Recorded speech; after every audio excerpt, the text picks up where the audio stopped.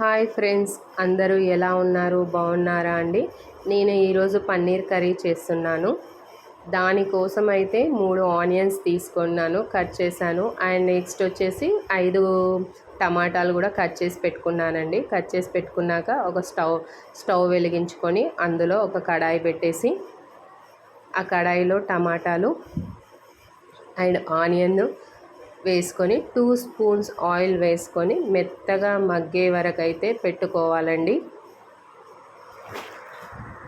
నేనైతే 2 spoons oil అయితే వేసుకున్నాను. మెత్తగా మగ్గే వరకు అయితే పెట్టేసుకుంటున్నాను. దానిపైన ఒక మూత కూడా పెట్టేసుకోవాలి.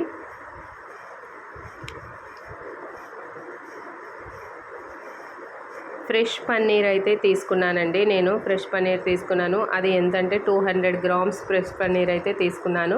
వాటిని కట్ చేసుకోవాలి. మధ్యలో ఇలా కట్ చేసి పెట్టేసుకోవాలండి. నిదానంగా స్లైస్ లాగా కట్ చేసేసుకున్నాను. మధ్యలో అయితే టమాటాలు మగ్గుతున్నాయో లేవో ఒకసారి చూసుకోవాలండి. చూసుకొని కలుపుకొని పెట్టుకోవాలి, మర్చిపోవద్దు. ఎందుకంటే మళ్ళీ అవి మాడిపోతే చాలా కష్టము. అందుకని వీటిని అనేది ఫ్రెష్గా ఉన్నాయి కాబట్టి వీటిని అయితే కట్ చేసి పెట్టుకున్నాను. ఇలా స్లైస్ లాగా కట్ చేసేసుకున్నానండి. పన్నీర్ని అయితే చూడండి ఎలా కట్ చేసుకున్నాను.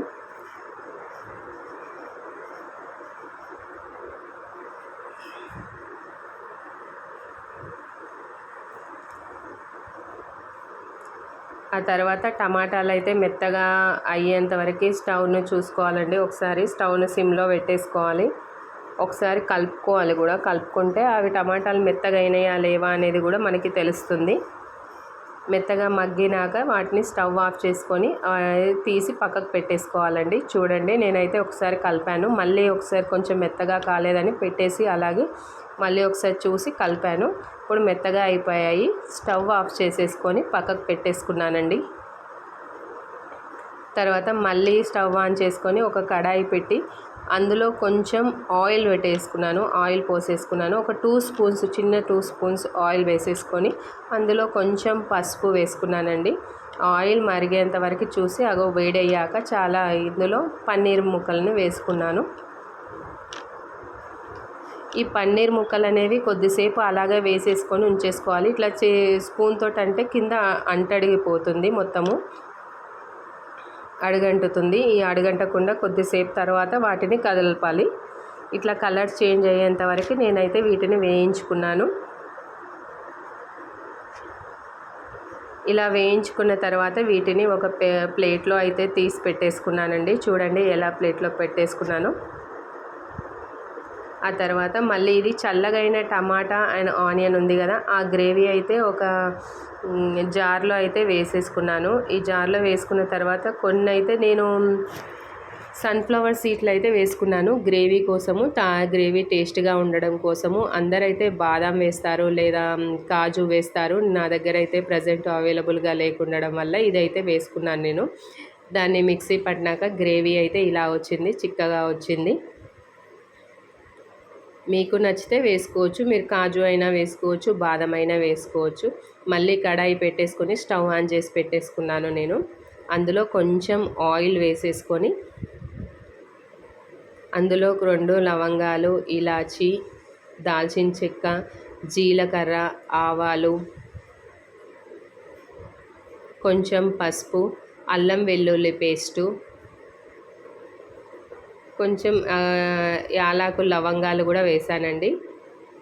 కలిపేసుకొని అల్లం వెల్లుల్లి పచ్చి వాసన స్మెల్ పోయేంత వరకు కలిపేసుకోవాలండి. పచ్చి స్మెల్ వాసన పోయిన తర్వాత ఆ గ్రేవీ ఉంది కదా, టమాటా గ్రేవీ ఇందులో వేసుకోవాలి. కొంచెం బిర్యానీ ఆకు కూడా ఇందులో వేసుకోవాలండి.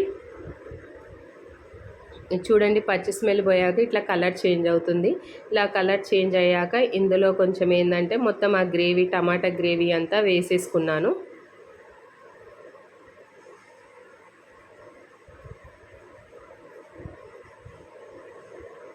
ఆ గ్రేవీ వేసేసుకొని అది మిక్స్ చేసేసుకోవాలండి. మిక్స్ చేసుకున్నాక అందులో కొంచెం అయితే నేను కారం వేసుకున్నాను.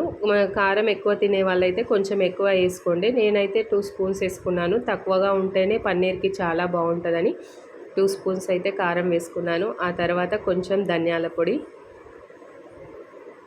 వేసుకొని మిక్స్ చేసేసుకున్నానండి.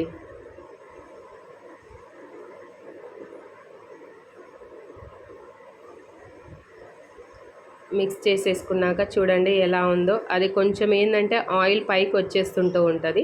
తర్వాత అందులో కొంచెం సాల్ట్ వేసేసుకోవాలి. సాల్ట్ వేసుకున్నాక మూత పెట్టేసి ఆయిల్ పైకి తేంచే వరకు ఉంచాలి. చూడండి ఎలా అయిందో. ఆ తర్వాత ఇందులో పన్నీర్ వేసేసుకోవాలండి. పన్నీర్ వేసేసుకొని మిక్స్ చేసేసుకోవాలి. ఇంకా గ్రేవీ చిక్కగా కొంచెం గట్టిగా ఉంటే వాటర్ కూడా వేసేసుకోవచ్చు. నేను వాటర్ వేసాను కానీ అది స్కిప్ అయిపోయింది వీడియో. ఓకేనా. అందులో కొంచెం అయితే నేను కస్తూరి మేతి వేసానండి. ఈ కస్తూరి మేతి ఏంటంటే చాలా టేస్టీగా ఉంటుంది. ఆ తర్వాత కొంచెం కొత్తిమీర కూడా వేసుకున్నాను. కొత్తిమీర వేసుకొని ఒక 5 మినిట్స్ అలాగే మగ్గేంత వరకు పెట్టేసుకున్నాను. ఆ తర్వాత దించేసుకున్నాక ఇందులో కొంచెం అయితే నేను క్రీమ్ అయితే వేసానండి. ఫ్రెష్ క్రీమ్ అయితే వేసాను. చూడండి ఎలా ఉందో. స్టవ్ ఆఫ్ చేసుకున్న తర్వాత ఫ్రెష్ క్రీమ్ అయితే వేసేసుకున్నాను. ఎంత బాగుందో చూడండి. అయితే టేస్ట్ అయితే చాలా చాలా బాగుందండి. నాకైతే చాలా బాగా నచ్చింది. మీకు నచ్చితే లైక్ చేయండి. ఓకేనా. మీకు ఒకవేళ ఈ పన్నీర్ కర్రీ బాగా నచ్చితే ట్రై చేయండి మీ ఇంట్లో కూడా.